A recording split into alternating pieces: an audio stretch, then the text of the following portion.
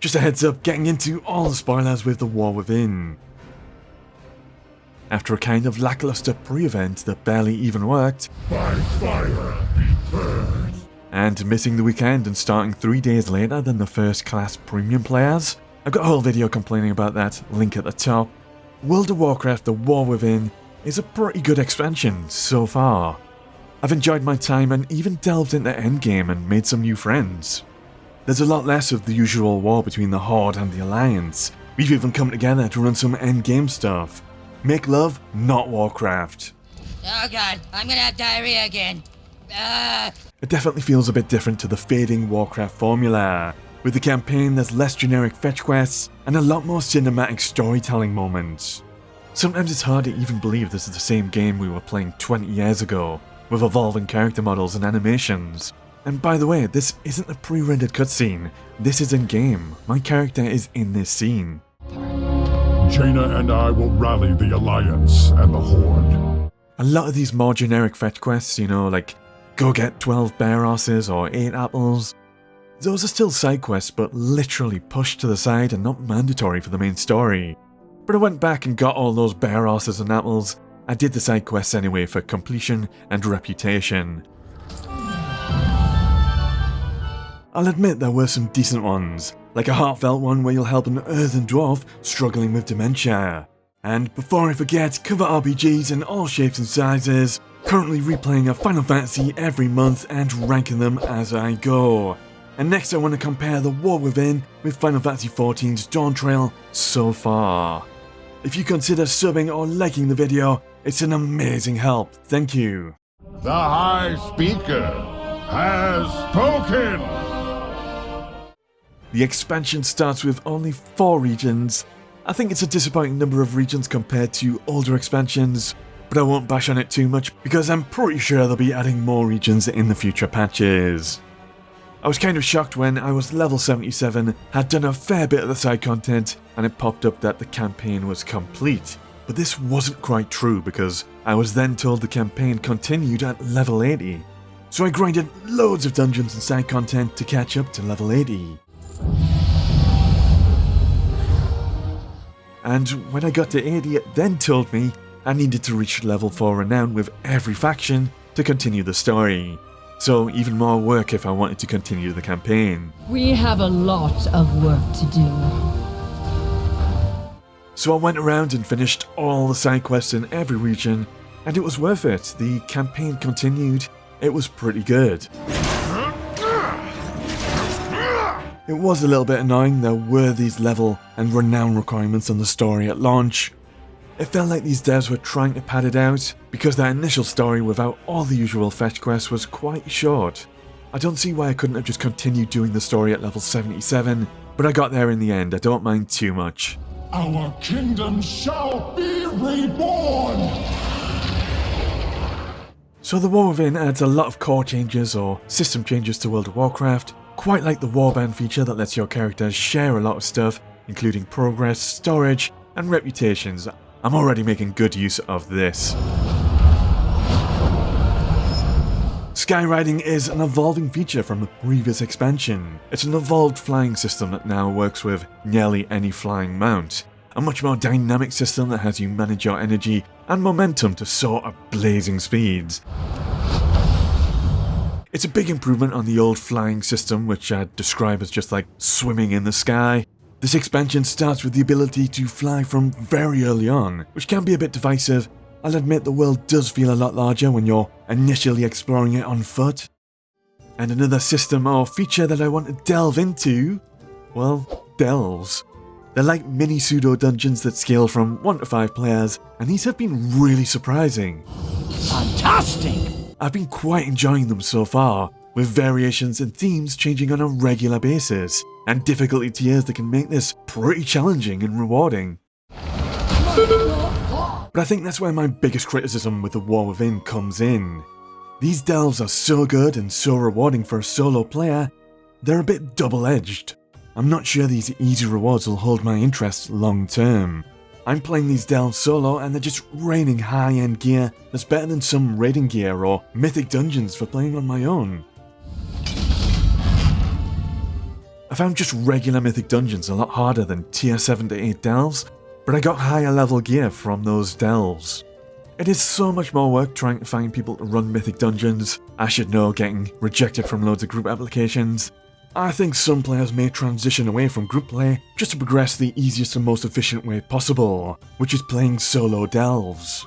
Personally, I think making friends in guild play is the very best part of playing an MMORPG, and while you can do delves in a group, I'm a little worried that single player stuff might be too good.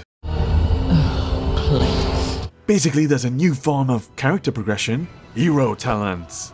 You learn a hero talent point every time you level up in this expansion, and you will fully complete the hero talent tree once you're max level. While you do fill in every point on the talent tree, sometimes you have to choose between multiple perks, which does add a bit of personal customization. Overall, it makes leveling up just that little bit more exciting. Just like old classic World of Warcraft, where you'd look forward to every time you dinged a level up and got to assign a talent point. There's a few to choose from based on your current class and spec. I think the most incredible one belongs to Death Knights with their Rider of the Apocalypse that allows them to remain mounted in combat and summon in the 4 Horsemen of Apocalypse for help. But what do I get as a marksman hunter? Well, it was very exciting to see Dark Ranger was one of my hero talents. Dark Ranger is steeped in Warcraft 3 lore and something that's been highly requested for a very long time. What are we if not slaves to this torment? But it was really disappointing to find out Dark Ranger is all about the Black Arrow skill. Black Arrow is a hunter skill I used to have in the past, but at some point it got removed from the game, probably because it wasn't a particularly exciting skill. So my hero talent of choice gives me a skill that I used to already have. It was like opening a Christmas present and getting secondhand smelly socks. It's entirely random whether your hero talents suck like Hunter, or are incredible like Death Knights, but overall a welcome addition that adds a little bit more depth and customization to your class and makes leveling up a bit more exciting, albeit even if it only takes a weekend to reach max level. There's 4 regions in total and I'm split right down the middle on these. I really like 2 of them and the other 2 not so much. So first up, the Isle of Dawn. This is where you wash up. It's quite a lush island with the Earthen Dwarves main city here as well.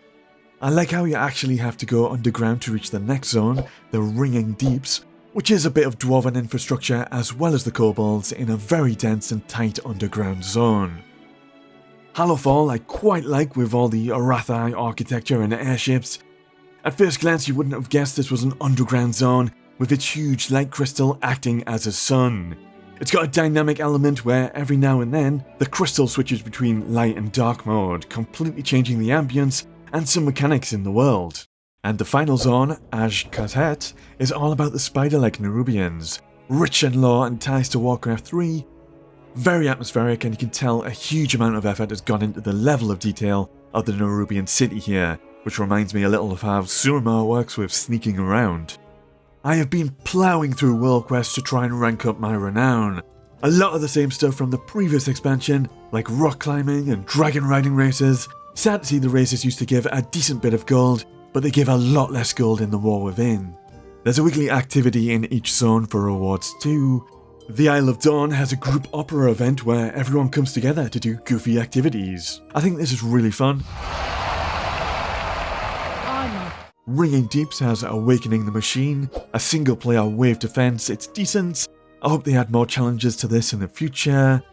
Hallowfall has loads of group activities that are already starting to feel like a bit of a chore, while Azj-Kahet has weekly activity bonuses.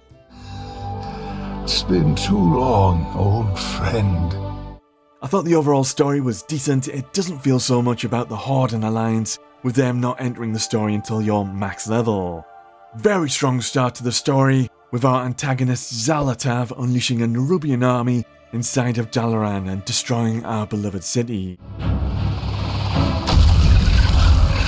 I've got a lot of memories with that city. While everything goes wrong for Khadgar, who's defending the city. He has a close encounter with death, but I already predicted he would be okay after supposedly getting killed off screen. We mainly progress the campaign with Illyria and Anduin. Illyria's decent. It seems like they're really trying to set up a rivalry between Illyria and the antagonist Xalatav. And you never once sensed my presence. Oh. Gotta be honest, initially Anduin comes across as a bit of a wimp. No. Refusing to even try and use his powers of the light after his trauma in the Shadowlands. No, I can't.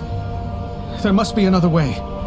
To be fair, the quality of Shadowlands storytelling was pretty traumatic, but I still struggled to feel empathetic towards Anduin because I really didn't like the storytelling in Shadowlands, which took a massive dump on the legacy and lore of Warcraft.